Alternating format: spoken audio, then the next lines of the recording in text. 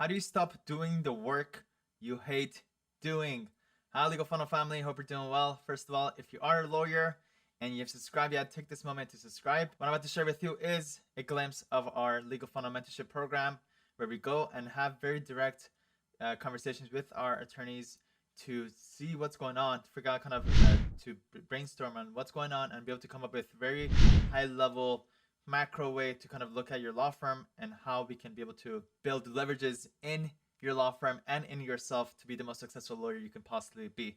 So in today's video, one of our students came in and said, hey, I have litigation. I'm doing a lot of litigation. I'm doing half, but I hate litigation, even though it's paying for my bills and it's doing well for me. I'm making money from it, but I hate doing it. How do you go from stopping to doing a certain type of practice type to do more of what you love and something that you'll be more successful with in long term?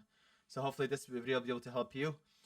So if you are in that situation, maybe you have two different practice types, you're doing two different things, whether it be litigation transactional or maybe even within some certain practice types.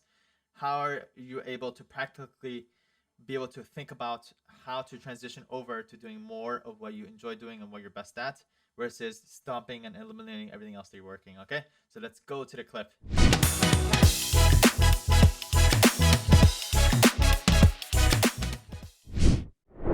Number two, the litigation. The first question is, how much is the opportunity? So go analyze your 2021. Do you already know what that number is? For litigation from 2021? Yes. I do not. I have it, but I don't know what it is off the top of my head. So what's value of litigation in 2021? And second question is, what's the expected value of litigation in 2022? Just approximate. I usually get about 2 clients a month. They usually average at 5,000, 10K, 10 times 12. This much? Yeah, I mean, I bet last year it was probably 100,000, and I bet in 2022 it's 220,000. It's a lot of money. Okay, so if you can get me a little bit closer to whatever it is, let's see what the opportunity is to know whether it's worth it enough for us to what to do with it. Can we refer it out? If so, to who can you refer out? What percentage can they do? Can they do 35% or 40%? If not, is it worth to hire a litigation lawyer just for this? If not, let's start declining. Say no, move on. Okay, so those are the kind of questions that we're going to be asking based on the opportunity. We need to decide by April 30th on April 15th on what to do with litigation going forward. I like that.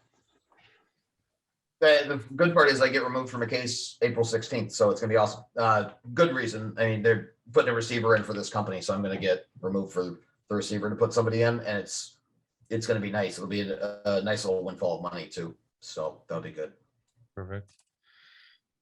Regarding your bandwidth, we need to know exactly what is taking your time. Yep. You have two choices. Either you have to write me a list of the things that you're doing and give me approximate hours, or use some kind of time tracker. I'm using Time Bro. I can tell you what I've done today down to the minute. It's great. Perfect. Okay, so yeah, I love it. Analyze Time Grow.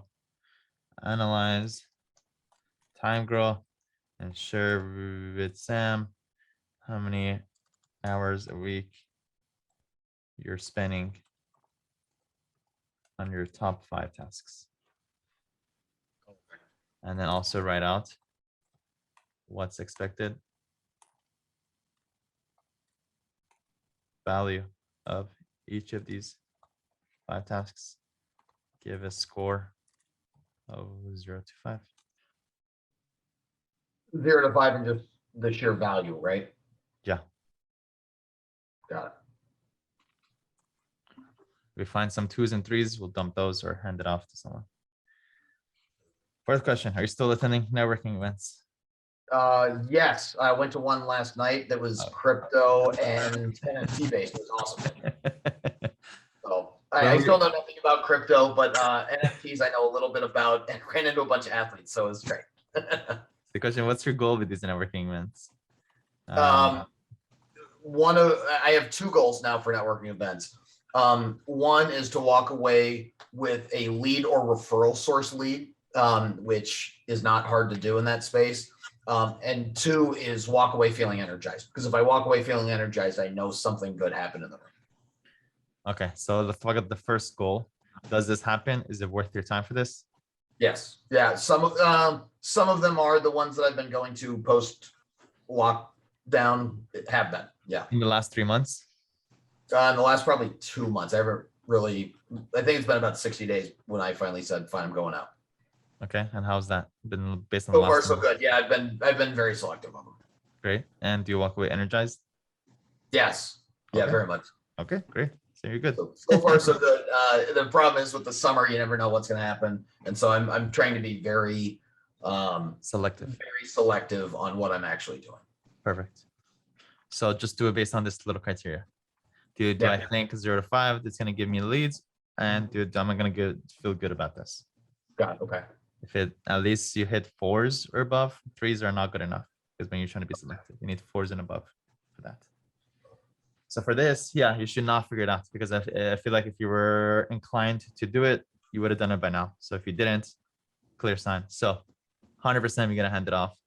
Yeah. 100% give it to Fagon.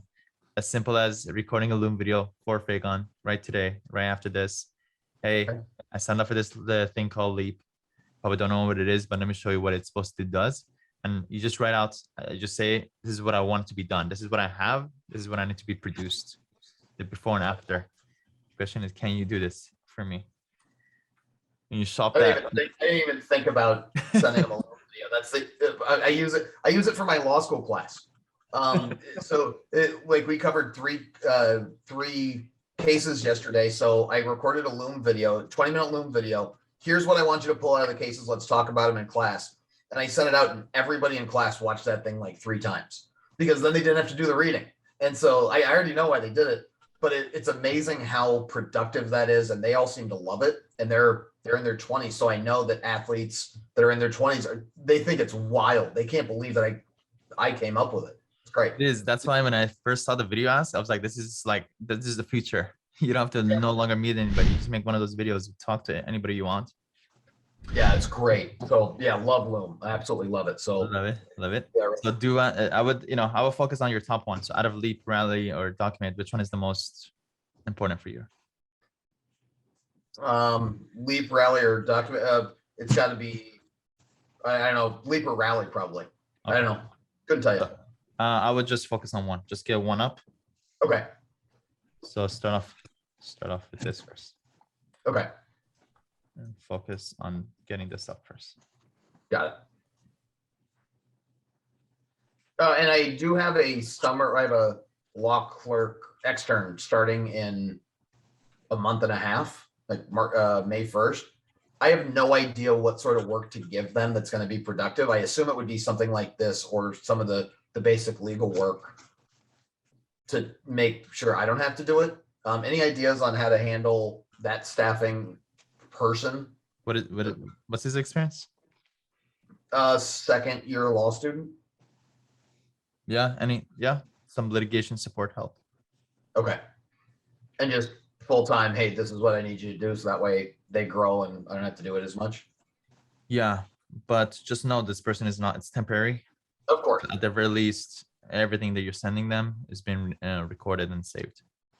Got it. Oh yeah, of course. Yeah. Find your top things that you hate doing or whatever. That takes a lot of hours. Got it. Let them take charge. Okay. And give them a little bonus if they complete their first one. But treat them as a VA. Just they have a little more legal education.